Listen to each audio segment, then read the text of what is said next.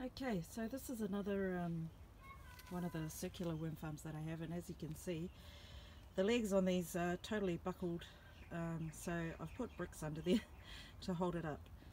And this is great. I'm getting ready to harvest this tray, so I moved the food tray down to here, and there's another tray there ready to be harvested, but I moved this one to the top so that I can get the worms to start traveling down.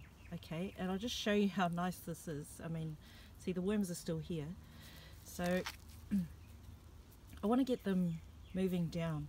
Okay, but I'll just show you how nice this is. I mean, I was watering the garden yesterday, so it is a little bit wet, but you can just see how beautiful and soft it is. I mean, it's so nice.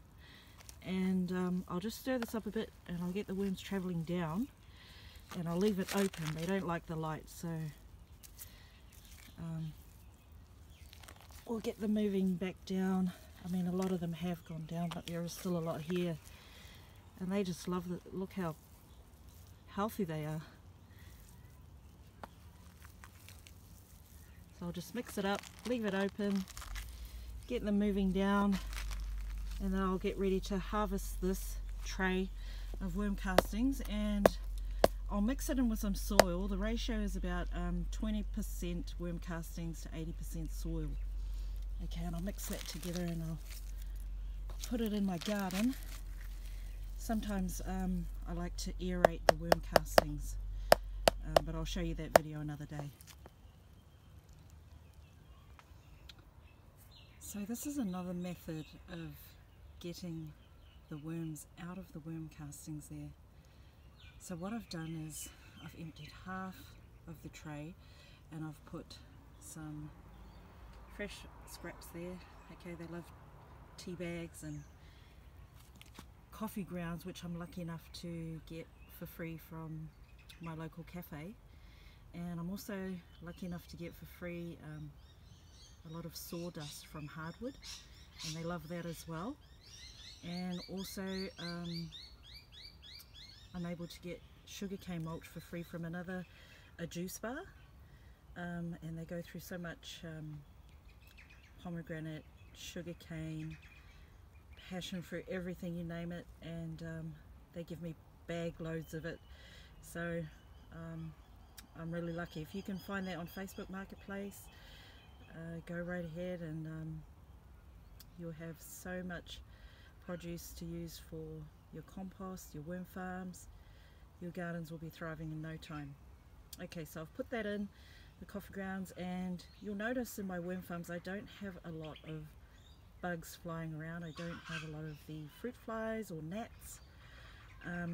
You've got to make sure that you have an even mixture of the cardboard and egg cartons and the vegetables. Okay, so you want to make sure you have enough brown in there as well, besides the greens.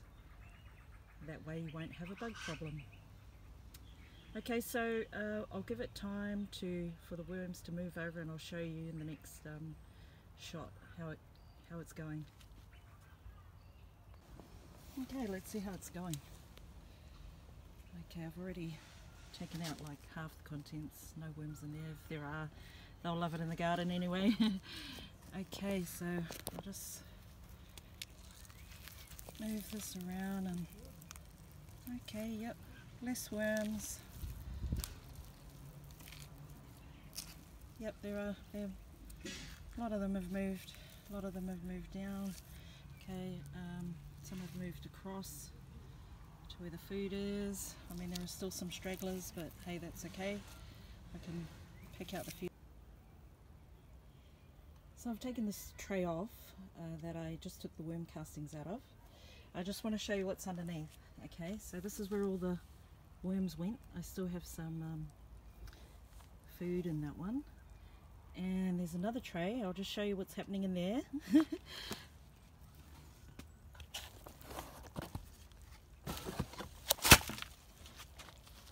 Okay, so that's the worm bed.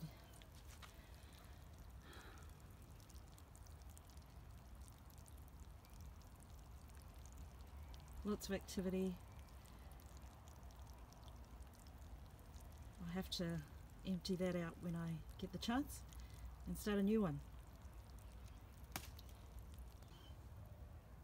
So I have a full bucket of worm castings. I'm happy with that, but one thing I have to note is maybe less eggshells, but the garden will love that.